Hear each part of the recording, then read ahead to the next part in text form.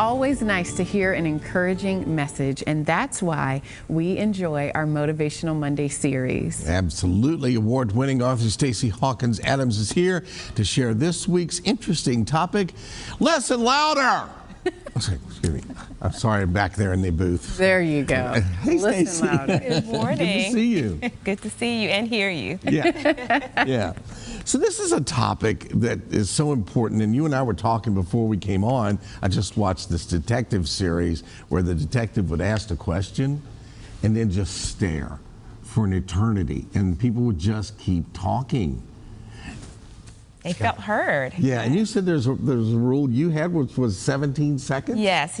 One of my previous professional roles, when we were in meetings, if you would ask a question, especially in this virtual world where you're on Zoom, you had to wait 17 seconds before you would ask another question or before you respond. You would respond to give people time to say something, because people aren't going to always jump right in. So you're leaving that space. But the listen louder message or thought also is, we're in a world right now where we're all moving fast. Everybody's a little bit discombobulated. Things are going on. And so people need to feel seen, heard, and valued.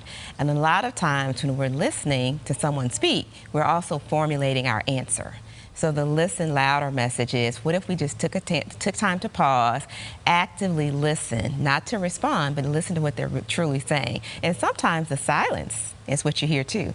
There's something to be said about the silence as well. Absolutely. And it's so interesting because I know sometimes I feel like I need to fill that silence. If they don't answer right away, I sometimes worry, well, maybe they didn't receive my question as in the way that I intended it. So let me follow up by saying something else. But you're saying get comfortable sitting in the silence and being patient so you can get the most thorough answer. Exactly, or whatever they're trying to share, and then also you can reflect it back, because sometimes I'm guilty of this as well, especially if I'm in a meeting and I hear something exciting and I'm ready to chime in.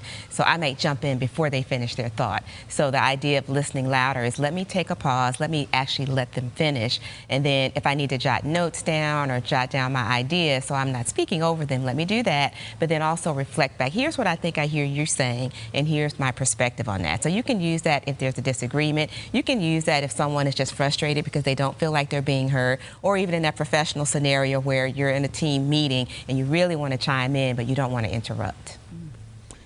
When you're talking to folks, I'm just wondering about this. It's like that, repeat the question back to them. That's got to help for me.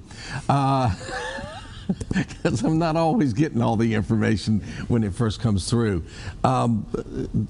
Do you have to kind of read the room, so to speak, and figure out which person is going to get it automatically and which person need a little help?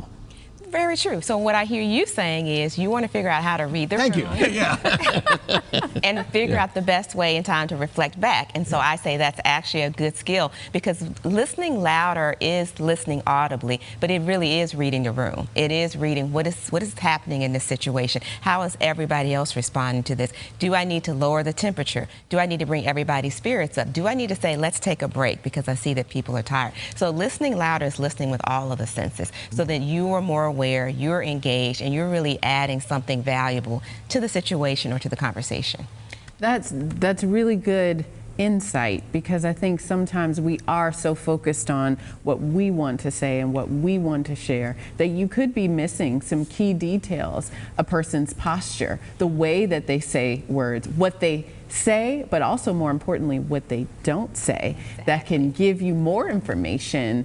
And sometimes we're speeding along so quickly, or we aren't truly tied into what they're saying, that we miss it.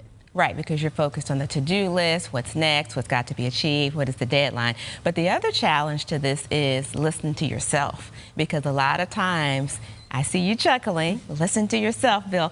You don't want to hear the things, you're like, oh, I should do this, or I'm thinking that, or there's a whisper in your spirit, I like to call it, and we ignore those things. So what if we had the courage to listen to ourselves and trust ourselves more too? That's actually going to help us in our relationships with others. Okay. So, as a member of the Loud family, we don't have any problem jumping in. It's active listening. One of the things I like to do, and I call it the concert, is just sit back and like, it's all going on, and I can actually tune the words out and just hear the emotions. So that's maybe it's a game of tag instead of everybody speaking at once. Yeah. You all decide who's going to go first, Oh, and that's then not they gonna tag work the with our next family, person. no. You need a speaking stick, like you pass it. Okay, Right, I'm going to give it to you now. jump in there. Thank you, Stacy. Thank you Always for having great me. stuff. We always have a great time when she's here, and we learn so much. Stacy offers weekly motivational Monday emails. If you're interested in subscribing, you can visit StacyHawkinsAdams.com.